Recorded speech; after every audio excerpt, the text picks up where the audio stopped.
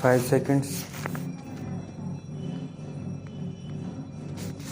Sir, I should like here to mention that the Railway Accidents Committee has referred to the fact that derailments are more than on the narrow gauge and meter gauge actions. Now it has also been pointed out that the narrow gauge sections over a period of 5 years have incurred a loss which works out to about Rs 22 crores. It is the total sum invested in the Chittaranjan locomotive works. If we are running the meter gauge and the narrow gauge lines at a loss, and if we are not able to maintain satisfactory efficiency of operation which the public have a right to expect, I would like to ask the Minister whether political consideration should come in the way of our closing down the meter gauge and narrow gauge lines. I know that the question will be asked, what would the public have by way of transport if meter gauge and narrow gauge sections are closed there? My answer to that is that this has got to be a phase program. If are not in a position to operate them at a profit, the railways themselves can run bus services. It is always open to the railways to expand their field of operation. I may mention, sir, that recently I had been to the United Kingdom and I had stayed at some of the hotels run by the British Railway Administration. They were extremely well run and well conducted hotels. It shows that the British Railways are not bound down only to running of railway transport. It is open to the Railway Administration to run transport services in those areas where meter gauge and narrow gauge lines were working and which had to be closed down because they were uneconomical to run.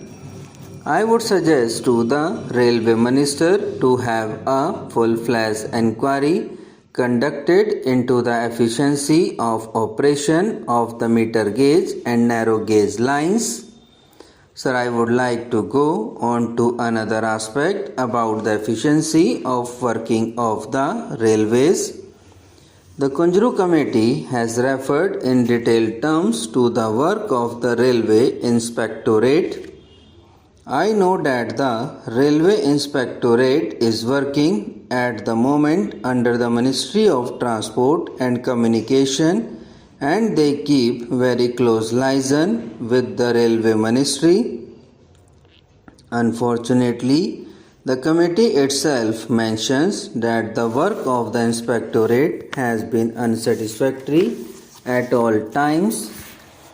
I feel, sir, that the time has come for us to suggest to the government that the Inspectorate of the Railways should be placed directly under the President in the same way in which the Auditor General functions today and the Attorney General functions today. There is no reason why the Inspectorate should be under the Ministry of Transport and Communications. If the Railway Inspectorate is placed directly under the President, it means we have to recruit separate staff for the purpose.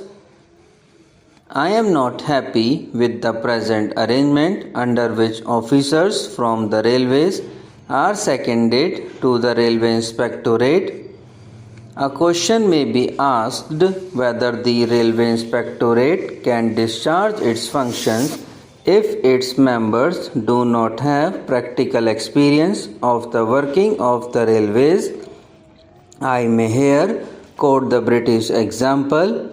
I was told that in the United Kingdom, the Railway Inspectorate is staffed largely by army personnel.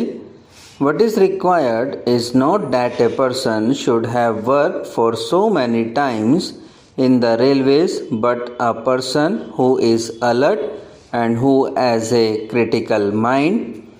It is open to government to see that a separate cadre is recruited for the Railway Inspectorate. Unfortunately, the Railway Inspectorate has not been functioning properly, and that is why so many collisions and derailments have taken place. That is why the rolling stock has not been properly kept, and that is why also the tracks have not been properly supervised. The report contains many details about defective maintenance of tracks in the various railways which they have investigated. I hope that the minister would reveal his mind about the future of the Railway Inspectorate, because it is the Inspectorate alone that can be the watchdog of the public and see to it that the railways maintain a satisfactory rate of efficiency of operation. Sir, some of the previous speakers made a reference to the need for reserving 25% of the posts in the railways for the children of railway servants.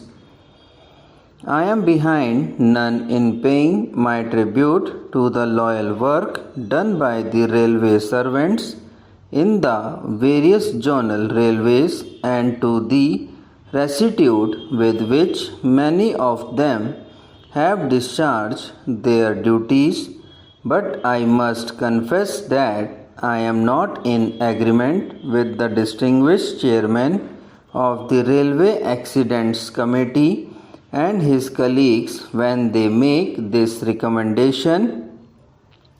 If 25% of the posts are going to be reserved for the children of the railway servants in the railways, what about the army? They are the people who have sacrificed their life for the country